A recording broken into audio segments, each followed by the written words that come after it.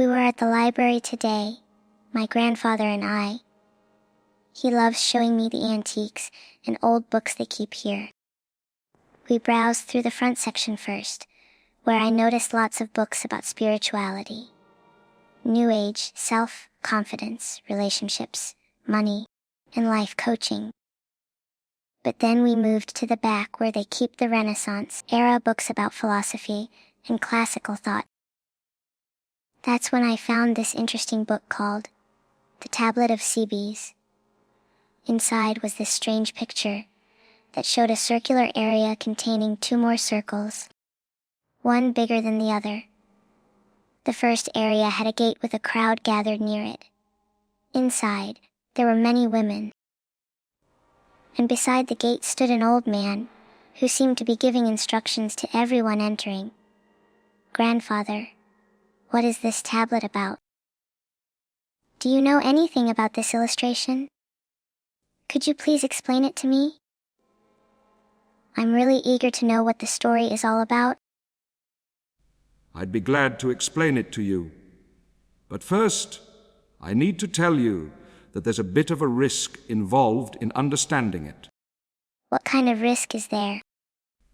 If you listen carefully and really understand what I'm saying, you'll become wise and happy.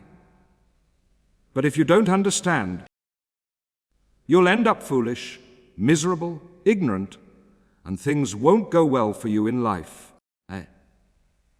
The explanation is kind of like the riddle the Sphinx used to give people.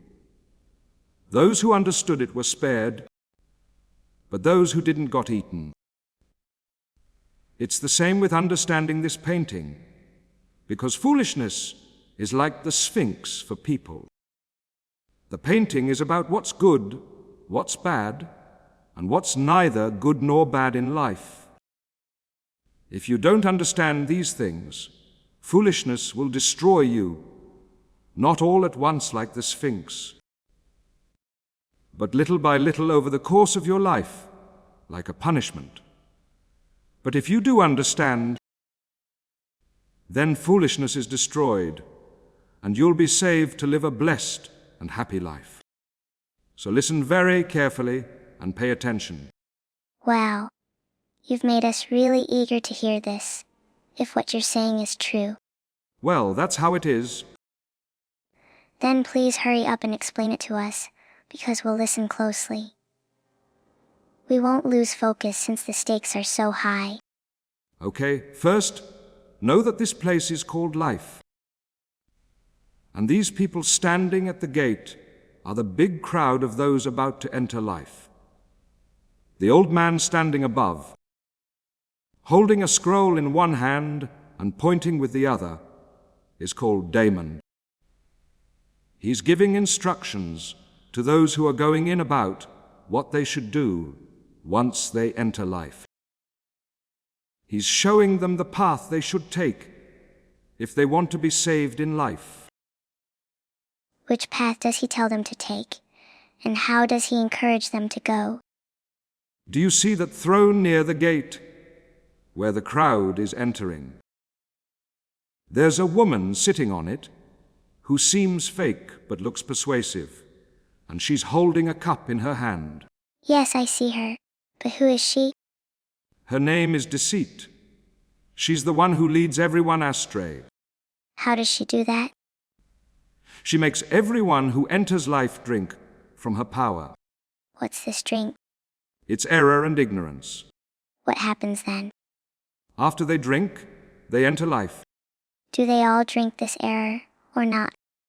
They all drink, but some drink more, and some drink less. And do you see that crowd of women with all sorts of appearances inside the gate? I see them. They're called opinions, desires, and pleasures. As soon as the crowd enters, they jump up, grab onto people, and lead them away. Where do they lead them? Some to their salvation, but others are tricked and led to their destruction. That drink sounds terrible. Yes, all these women promise to lead them to the best things, to a happy and good life. But because of the ignorance and error they drank from deceit, they don't find the right path in life. Instead, they wander around without a purpose, just like those who went in earlier and are being led astray wherever these women take them. I see them. But who's that woman over there? She looks blind and crazy, standing on a round stone. Her name is Fortune. She's not only blind and crazy, but she's also deaf. What does she do? She goes around taking things that people have and giving them to other people, and then she immediately takes those things back and gives them to someone else, all randomly. You could say that her symbol shows what she's really like. What symbol is that? That she's standing on a round stone. What does that mean? It means that anything you get from her isn't safe or certain.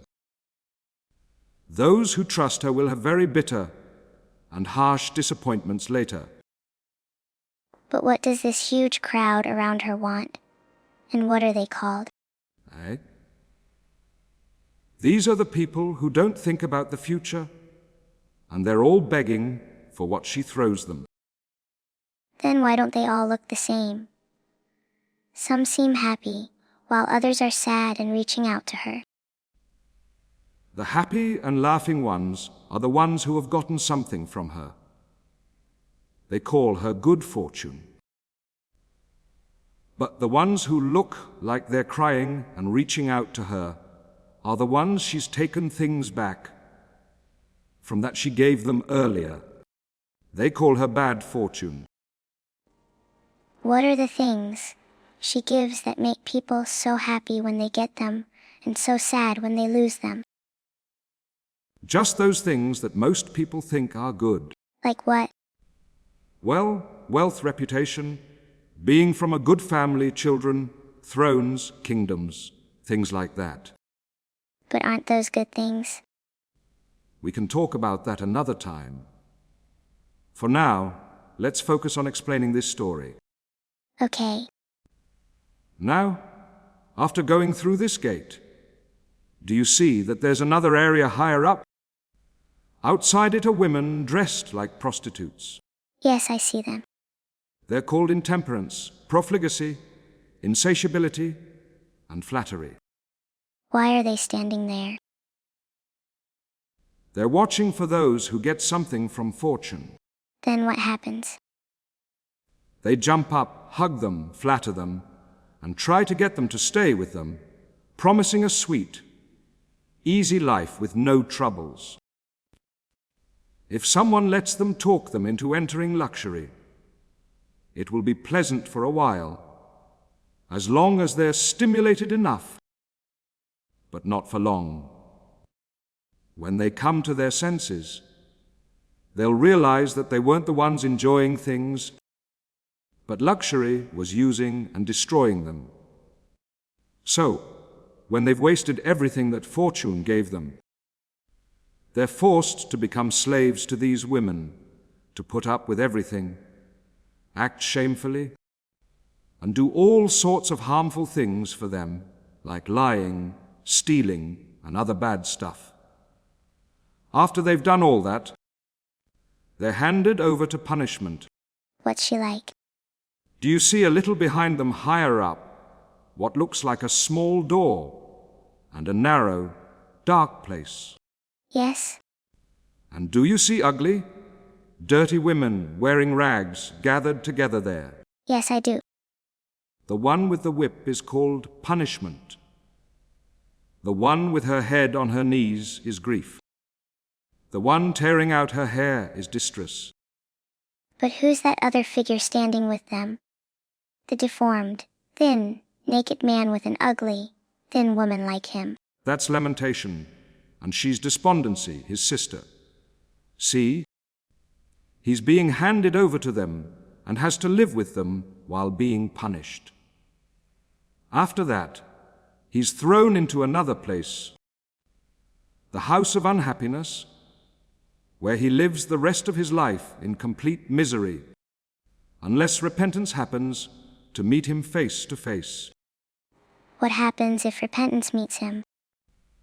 She frees him from his misery and introduces him to another opinion and desire, who lead him to true education, but she also introduces him to others who lead to false education. What happens then? If he accepts the opinion that leads him to true education, then once he's purified, he's saved and lives a blessed and happy life. But if he doesn't, he wanders off lost under the influence of false opinion. Wow, there's another big danger here. But who is this false education? Do you see that other area over there? Yes. Do you also see that woman standing outside the area by the entrance who looks completely pure and well dressed? Yes, I do. Well, most people quickly call her education, but she's not. She's false education. But those who are trying to be saved by true education have to come here first. So there's no direct path to true education? No, there isn't. Who are those people walking back and forth inside this area? They're the followers of false education. They're tricked into thinking they're hanging out with true education. What are their names? They're poets, speakers, debaters, musicians, math people, geometry people, astronomers, critics, pleasure seekers, philosophers, and a lot of others like that. But what about those women over there, running around like the first ones, the ones you said were intemperance and the others? Who are they? They're the same ones. Do they come in here too? Yes, they come in here too, but not as often as they go into the first area. What about the opinions? Yes, they come in too. The drink people got from deceit is still affecting them, and ignorant people are also bound to be foolish. Opinions and all the other bad things won't leave them until they give up false education and take the real path to drink in its restorative powers. When they're restored and have gotten rid of all their bad qualities, like opinions, ignorance, and other bad things, then they'll be saved. But the ideas that false education teaches to those who stay with her will never set them free. And they'll never be able to leave those bad things behind. Show me the path that leads to true education. Do you see that place higher up, with no one living there, looking deserted? I see it. And do you see a small gate with a path in front of it that has very few people on it? Very few people go that way because the path is almost impossible to travel, and it looks rough and rocky. I see it. And there seems to be a high hill with a very narrow path going up, and there's a steep drop on either side. I see it. That's the path that leads to true education. It certainly looks difficult. And do you see a big rock high on the hill with steep cliffs on all sides? I see it. Do you also see two beautiful and healthy women standing on the rock, eagerly reaching out their hands? I see them. What are they called? One is called self-control, and the other is endurance. They're sisters. Why are they reaching out so eagerly? They're encouraging those who come to this place to be brave and not give up. They tell them to hang on a little longer, and they'll find an easier path. But when they get to the rock, how will they climb up? I don't see a path leading up. The women come down the steep cliffs and pull them up to the top. Then they tell them to rest. After a while, they give them strength and courage and promise to take them to true education. They show them that the path is nice, even easy, and free from evil, just like you can see. It looks that way. Do you see a place in front of that grove that looks like a beautiful meadow, filled with bright sunlight? Yes, I do. And can you see another area and another gate in the middle of the meadow? Yes, I see them. What's that place called? That's where happy people live. All the virtues and happiness spend their time there. Please keep going. That place sounds as beautiful as you say.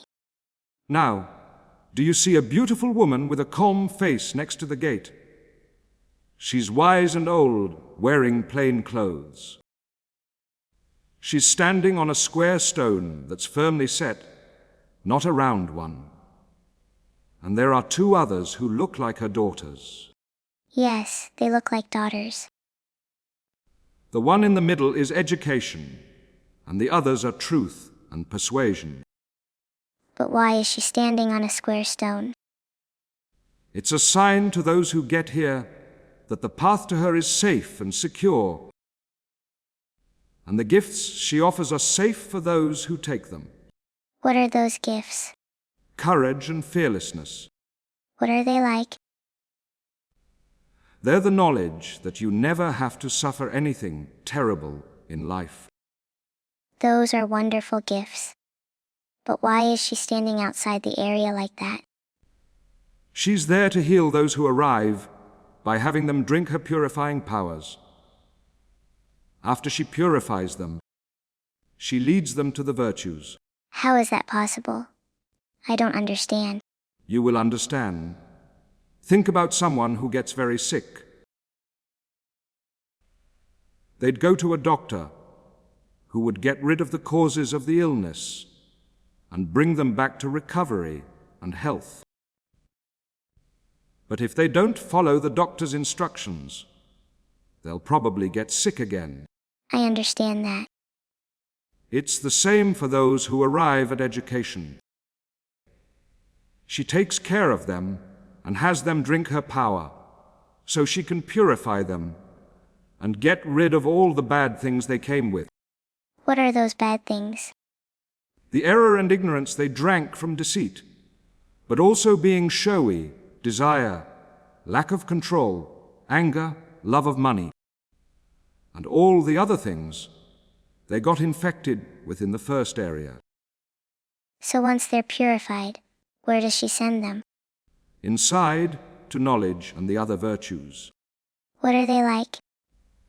Do you see that group of women inside the gate who look attractive and modest, wearing plain clothes? They're not trying to show off, and they're not dressed up like the others. Yes, I see them. What are they called? The first one is knowledge. The others are her sisters: courage, justice, goodness, moderation, orderliness, freedom, self-control, and kinness. Great, this sounds promising. Yes, if you understand and put what you hear into practice. In that case, we'll listen very closely. Then you'll be saved. When they're welcomed by these women, where are they led? To their mother. Who is she? Happiness. What's she like? Do you see that path that leads to the highest point of all the areas up on that high hill? Yes. Isn't there an attractive woman sitting on a high throne before the entrance, dressed simply and beautifully, wearing a crown of really beautiful flowers? Yes, there is. That's happiness. What does she do when someone gets there? Happiness crowns them with her power, along with all the other virtues, just like those who have won the biggest competitions. What kind of competitions have they won? The greatest ones, because they've overcome the wild beasts that used to eat, abuse, and enslave them. They've won against all of them, thrown them away, and now they own themselves. The beasts are their slaves, like they used to be slaves to the beasts. What are these wild beasts you're talking about? I'd really like to know. To start with, ignorance and error. Don't you think of them as wild beasts? Yes, they're definitely wicked. Next, there's grief, lamentation, greed, intemperance, and every other bad habit. Now they're in charge of all of them, not slaves anymore. Those are amazing accomplishments. What a great victory. But tell me, what's the power of the crown you said they're crowned with? It's the power that brings happiness. Those who are crowned with it become happy and blessed. And they don't depend on others for their happiness, but on themselves. What a noble victory. But once they're crowned, what do they do, and where do they go? Taking them by the hand, the virtues lead them back to the place they came from, where they're shown those who are living wicked and miserable lives, how they're shipwrecked in life, wandering around with no purpose, led as prisoners by intemperance, showiness, greed, vanity, and the other bad habits. They can't free themselves from these terrors to come here and be saved. They suffer all their lives because they can't find the path here, because they've forgotten the instructions they got from the daemon. What you're saying sounds right. But I'm confused about why the virtues show them the place they came from. It's because they didn't really know it and didn't understand what was happening there. Because of the ignorance and error they drank, they were confused, thinking bad things were good and good things were bad. So they lived wickedly, like the others living there. But now that they know what's good, they live nobly and can see how badly the others are doing. After they've seen all this, what do they do next? Where do they go? Wherever they want. Every place is safe for them, like that cave where people can find safety. Wherever they go, they'll live well and securely. Everyone will welcome them, like sick people welcome a doctor. Am I still afraid of those women you described as wild beasts, harming them? No, they won't be bothered by distress, grief, lack of control, greed, poverty, or any other bad habit. They're in charge of all those things now. They're better than anything that used to cause them trouble, like people who survive a snake bite. Those snakes have venom that kills everyone else, but they can't hurt those who have the antidote. In the same way, nothing can cause them distress because they have the antidote now. That makes sense. But tell me, who are those people coming from that hill over there? Some are wearing crowns and look happy, while others don't have crowns. Look sad and confused, seem like they've been beaten, and are being ordered around by some women. The ones wearing crowns have made it safely to education, and they're happy to have found her. Some without crowns were turned away by education and are going back, feeling miserable. Others are too scared to climb up to endurance, so they turn back and wander around where there are no paths. And the women who are with them, who are they? Grief, distress, hopelessness, disgrace, and ignorance. Are you saying that all those bad things are with them? Yes, that's right. They all go with them. When they get to the first area and find luxury and lack of control, they don't blame themselves. Instead, they start saying bad things about education and those who look for her, calling them sad, miserable, and unhappy. They say that those people gave up living with them, so they live terribly and don't enjoy the good things that they have. What things do they say are good?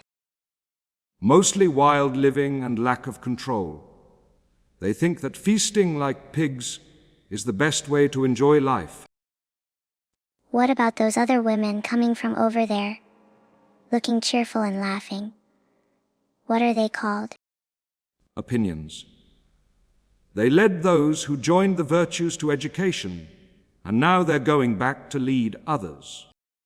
They bring news back that those they've led away are happy. Don't they join the virtues? No, they don't. It's not right for opinion to join knowledge, so they hand over those they're guiding to education. After education welcomes them, they go back to bring others, like ships that unload their cargo and then go back to get loaded up again. You explain all this very well. But there's one thing I haven't made clear. What instructions does the daemon give to everyone who enters life? To be brave. So you be brave too, because I'll explain everything and leave nothing out. That's good to hear. Reaching out my hand again, do you see that woman over there who seems blind and is standing on a round stone? I told you before that she's called Fortune. We see her. I tell them not to trust her, not to think that anything she gives them is secure or safe, and not to think of it as their own property. There's nothing stopping her from taking away what she's given and giving it to someone else. That's what she does, and she does it often. That's why I tell them to be neutral about her gifts. Not happy when she gives them, and not sad when she takes them away, not blaming her or praising her. She doesn't do anything for a reason. She does everything randomly, like I told you before. So the daemon tells them not to be surprised by anything she does, and not to be like bad bankers. If they get money from people, they're happy as if it were their own, and when it's taken back, they get upset and think something terrible has happened, forgetting that they got the money with the understanding that it could be taken back. The daemon wants them to think of Fortune's gifts that way, and to remember that she's going to take back what she gives, only to give it out again quickly, over and over. She takes away not only what she's given, but also things that they had before. So I tell them to take what she gives and immediately head toward the gift that's secure and safe. And what's that? The one they'll get from education if they reach her safely. And what is that? True knowledge of what's good for you. It's a safe gift that you'll never regret. So I tell them to run to her right away. When they get to those women I told you about earlier, intemperance and luxury, I tell them never to trust them, but to leave quickly and go to false education. I tell them to stay there for a while and take anything they need to help them on their journey, and then immediately set off for true education. Those are the daemon's instructions. Anyone who does anything differently or ignores them will die feeling terrible. That's the story the tablet shows us. Why aren't the things that people get from Fortune good? Things like life, health, wealth, a good reputation, children, success, and all the others like that. And why aren't their opposites bad? Okay, let's try to figure out what seems to be true about what I'm going to ask you. All right, I'll try. Tell me this: if someone lives wickedly, is living something good for that person? I don't think so. It seems more like something bad. So how can living be something good if it's something bad for that person? Well, it seems like it's something bad for those who live wickedly, but something good for those who live well. So are you saying that living is both good and bad? Yes, I am. But that's ridiculous. The same thing can't be both bad and good. You could just as well say something is both helpful and harmful, or something you should both look for and avoid. Yeah, that is ridiculous. But how can living not be bad when it really is bad for them? And if it's really bad for them, then living itself is bad. But those aren't the same thing, living and living wickedly. Don't you see that? Of course, I don't think they're the same. So living wickedly is bad, but living isn't bad. If it were bad, it would also be bad for those who live well, because their being alive would have to be bad for them. What you're saying sounds right. Since both groups enjoy life, those who live well and those who live wickedly, then life itself isn't good or bad. It's the same with people who are sick. It's not the surgery that makes you worse or better, but how the surgery is done. So it's like with living. It's not living itself that's bad, but living badly. That's right. If that's the case, would you rather live wickedly or die bravely and honorably? I'd rather die honorably. So even dying isn't bad if dying is often better than living. That's true. The same thing applies to being healthy and being sick. Often, health isn't good for you, but the opposite, depending on the situation. That's definitely true. So let's look at wealth the same way. Think about how many wealthy people live wicked and miserable lives. There are a lot of people like that. So wealth doesn't help them live well. Apparently not, since they're bad people themselves. So what makes them good isn't wealth, but education. Probably. So then, wealth isn't good because it doesn't help those who have it become better. It seems that way. Being wealthy isn't helpful for those who don't know how to use their wealth properly. That's how it seems. How can anyone think something is good if there's often no advantage in having it? They can't. So, if someone knows how to use their wealth well, they'll live well. If not, they'll live wickedly. What you're saying sounds completely true. So here's what I think we have. We can think some things are good and reject others as bad. That's what bothers and hurts people. They think those things are the only things that bring happiness, so they'll do anything to get them, even the most disrespectful and shameful acts.